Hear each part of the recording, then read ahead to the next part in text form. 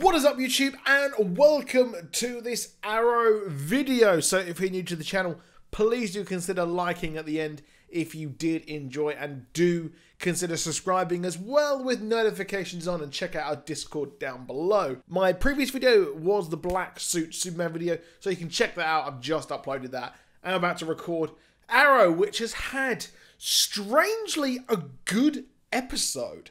I really did enjoy this episode. It was really good. I was really shocked. I was considering not doing a video on Arrow this week because I just don't care about it. But this week, it was really good. And it felt like a weird sort of mid-season finale. But the show isn't back for quite a while. It's not back until about March. And most of the comic book movies or TV shows even aren't actually back until kind of early March as well, which sucks. So if you're a regular viewer of my Agents of S.H.I.E.L.D. videos, there will be no episode review because there's no episode, but I do have an episode video coming out.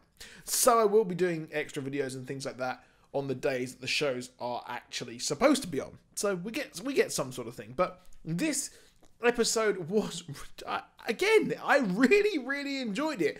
It was tight storytelling. It had fantastic acting. Okay writing. Dina Drake, the acting from Juliana was a bit iffy, but the rest of it all worked really well. So we had a stealth Flash crossover, as we did have the two people have to actually get to their location very quickly. And well, good old Arrow had a good idea. He was like, I'll bring someone. And he just got on the Speedster Uber app and was like, yep, I'm going to get my my Speedster Uber. And Barry took them there. So that was really cool, which this is about the timeline just after Barry come out of jail. And, well, I guess he needed all the help he can get. But it does raise the question that, well, this was a huge threat. Like an absolutely massive threat of a bomb going off and leveling Star City. Now, surely you would have your friends who are metas helping you out. It's just weird that the kind of huge threat and Star City feels so isolated, and again, vice versa with the Thinker being a big threat. Why was the fact that Barry Allen was in jail?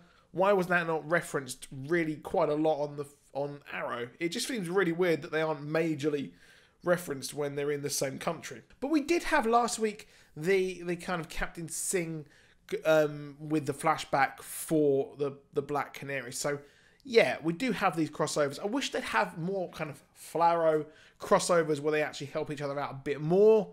And I was hoping for another Supergirl crossover with the Flash as well. I really do like my crossover. But the rest of this video I'm going to talk about in some topics. And I think that, let me know what you think about the idea of me just breaking this up into topics instead of discussing the episode in chronological order, because I do like this idea a lot better. So the first topic for me, or well, second after the Flash crossover, is the Black Siren versus Dina Drake. So the throwdown between the Canaries.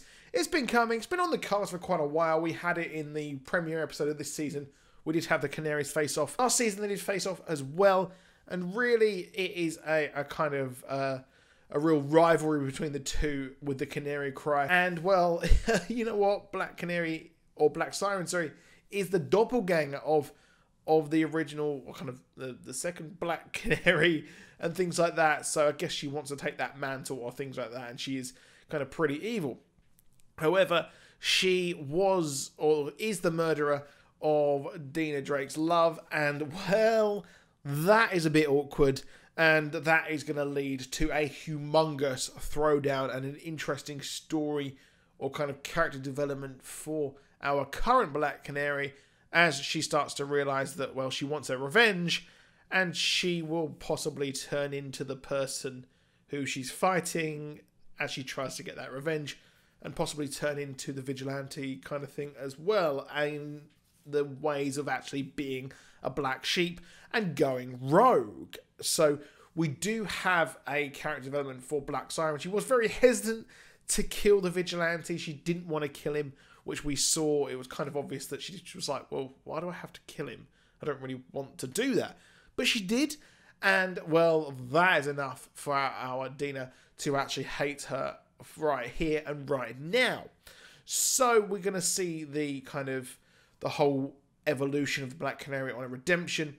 It is Quentin Lance who will be leading this recuperation for her.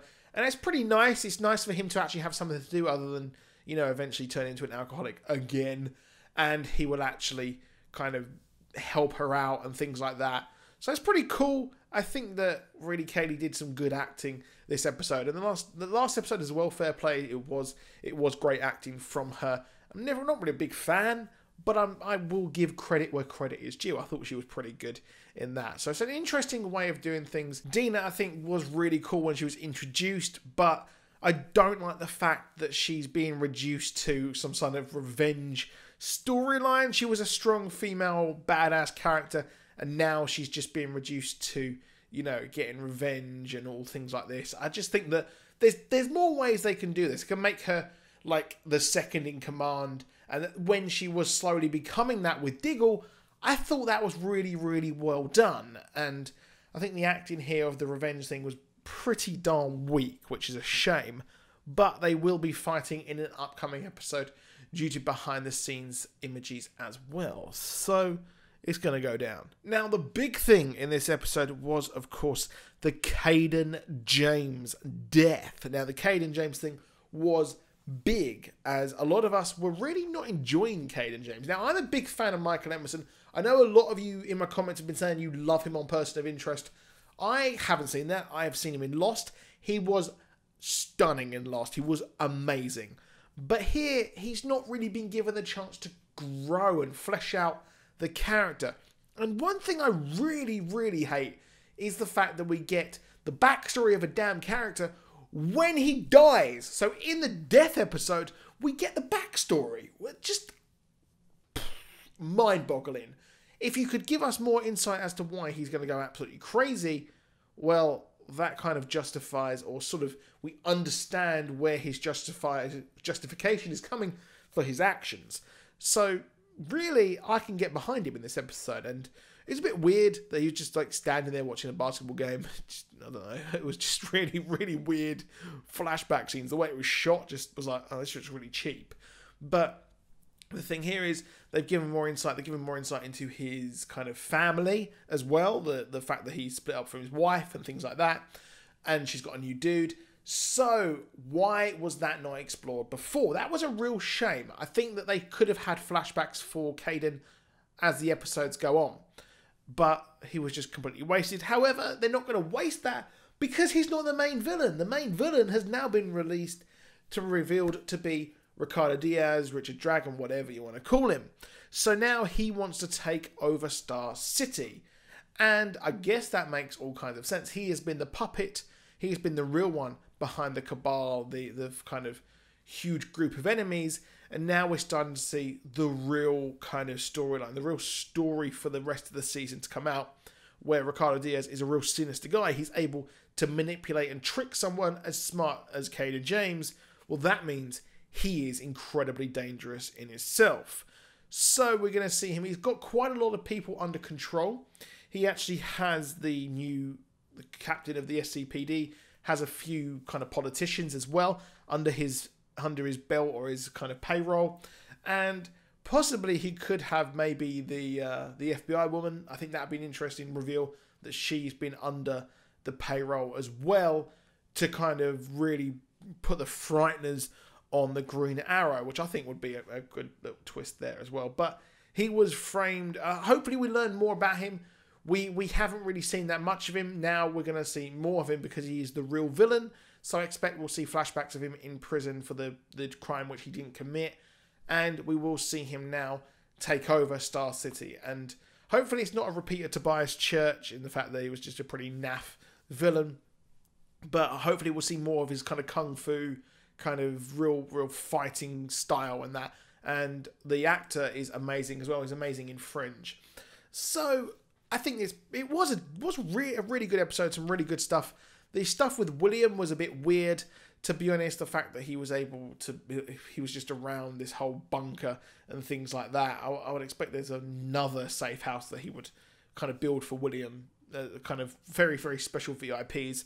But him kind of getting William on side is needed if we're going to move forward. We're going to move forward with William being a kind of participant or kind of a spectator to his father being Green Arrow, and kind of give him his blessing for his father to go on and be a vigilante, which is really important to Oliver. I guess would make sense there. So those parts were just a bit weak, the William part, in my opinion. But overall, the kind of overarching story worked really, really well. However, that is it for this video. Please do consider dropping a like and a subscribe down below if you did enjoy this video.